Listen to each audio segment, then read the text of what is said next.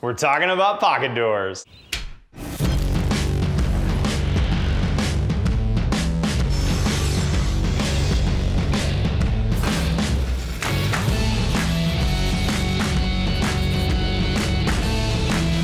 So we're talking pocket doors today, but before I get into the hardware and the install, let me first talk about why.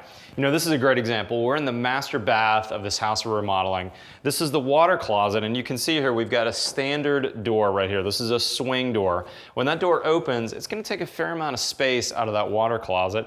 And you can see the drywall's been hung. We've got our bare 2x4s. We're ready to put that door in later. On the other hand, behind me is a pocket door that was actually original to the house that we left. And this pocket door, when it closes, you can see is about a 2-foot opening.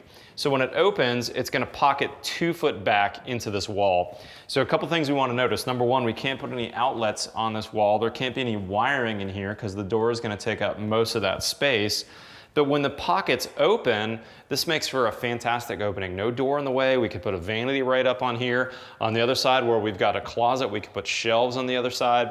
So a pocket door can really solve a lot of problems for you. I would say most people's pocket door experiences are something more akin to this, where they've got a door that just wobbles, it's jicky, it's loud, it squeaks, it may scratch the door as it opens or even fall off. So let me show you how to avoid that. We're gonna talk about 3 things today.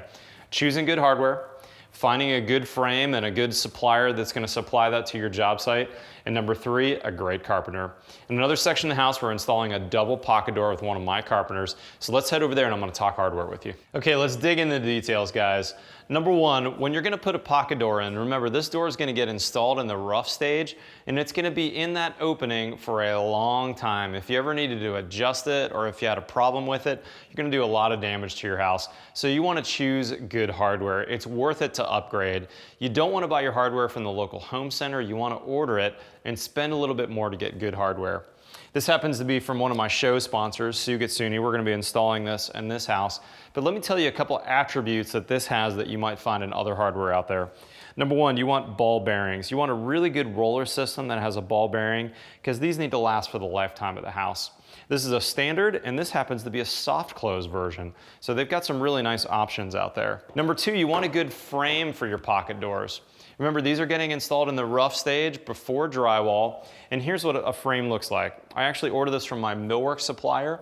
You might order this from your lumber dealer. It depends a little bit where your millwork's coming from, but I ordered mine where it has a plywood frame already. It's got a header track, and in fact, they even install the header hardware as well. This happens to be a double 2.0 door. So you can see here on this side, we've got 3/4 plywood. This is the pocket that 2.0 door is gonna fit into. The header goes all the way across, and then we've got another section over here that's plywood as well. It's got a bottom board here, but that's really just for shipping so it doesn't get racked. Now the door that we just came from, this was a single pocket door. So if you can imagine this cut right here, we would just have a pocket that would be this size right here. Now remember, you're gonna install this in the rough stage, and here's my 3rd tip. Make sure you have your best carpenter install these. You really wanna have a finished carpenter come during the rough framing to install one of these. Finished carpenters are gonna make sure that that header track is perfectly level. If it was a little bit out of level, that door could ghost, could open or close automatically. We don't want that.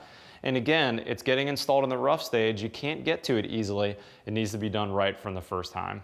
Hey, for more information on pocket doors or hardware or anything we talked about today, visit my blog at mattreisinger.com. Otherwise, we'll see you next time on The Build Show.